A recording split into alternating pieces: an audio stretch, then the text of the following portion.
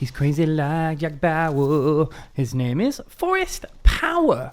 Good morning, good afternoon, or good evening, YouTube. It seems strange that video games have become bigger budget vessels than that of films over the past few years.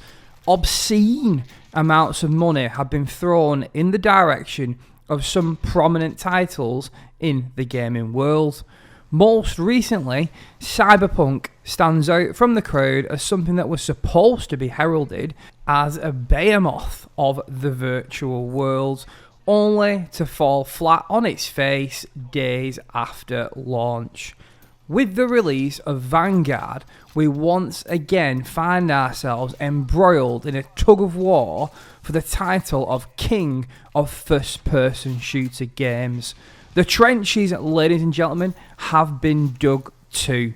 Battlefield 2042 has thrown out a glittering array of graphically mesmerising trailers in an attempt to wrestle the throne once and for all from Call of Duty. But most gaming companies have seen one thing in common these days.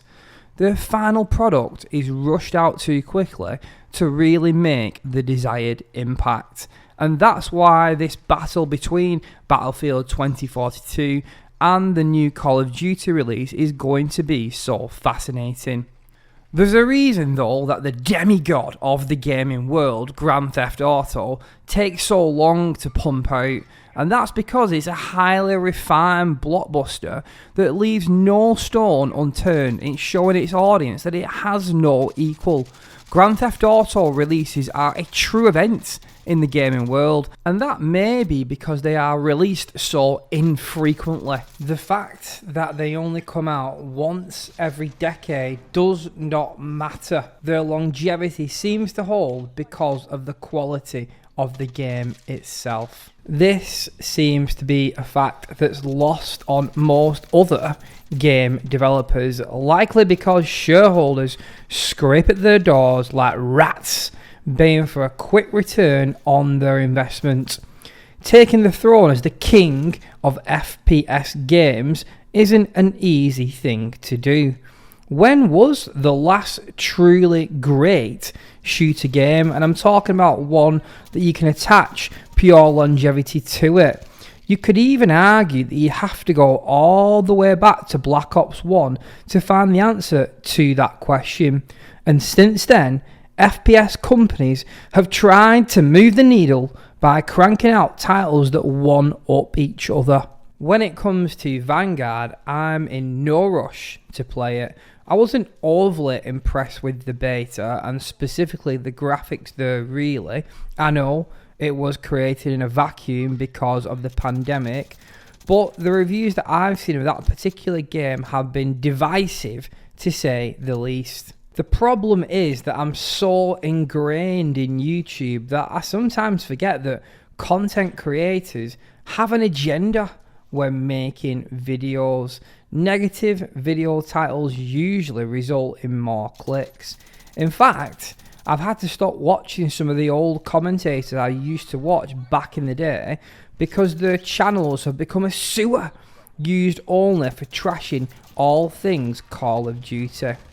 Interestingly though, I hopped onto Twitter and punched in #Vanguard, and the comments were overwhelmingly positive. Yes, people did say that some of these shotguns were overpowered, and yes, people did cite the fact that the time to kill is pretty quick in that game as problems, but overall, people are seemingly impressed with the gameplay experience that Call of Duty Vanguard offers. And again, I think that comes down to simplicity. I'm actually of the belief that the Battlefield hype has been built to such a level because people are so determined to land a game that they can dub as the anti-COD. It's not tough to see why either. People are totally upset about the lack of effort put into stopping cheaters destroying Warzone. Surprisingly though, the early reports are in, and this epic showdown between the two giants of the FPS world is allegedly pretty even in terms of quality. Or in fact, you could cite the idea that Battlefield 2042 has been labelled as one of the worst games of all time on Steam, and say that Call of Duty is actually emerging triumphant in this epic battle.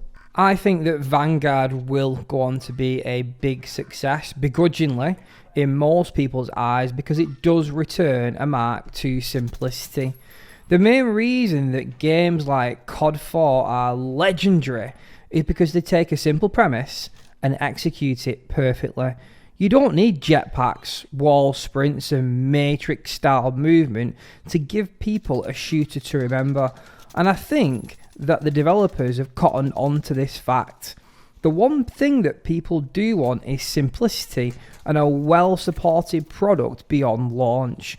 The last Modern Warfare started off pretty strongly when it came to community interaction, and, truth be told, so did Cold War, until it came to the horde of cheaters that they clearly couldn't do anything about because that problem existed on an engine-breaking level. So, with the release of Vanguard now in the books, and more recently Battlefield 2042 being released on Friday, we will start to delve into the prospect of an all-out war between these two linchpins of the first-person shooter world.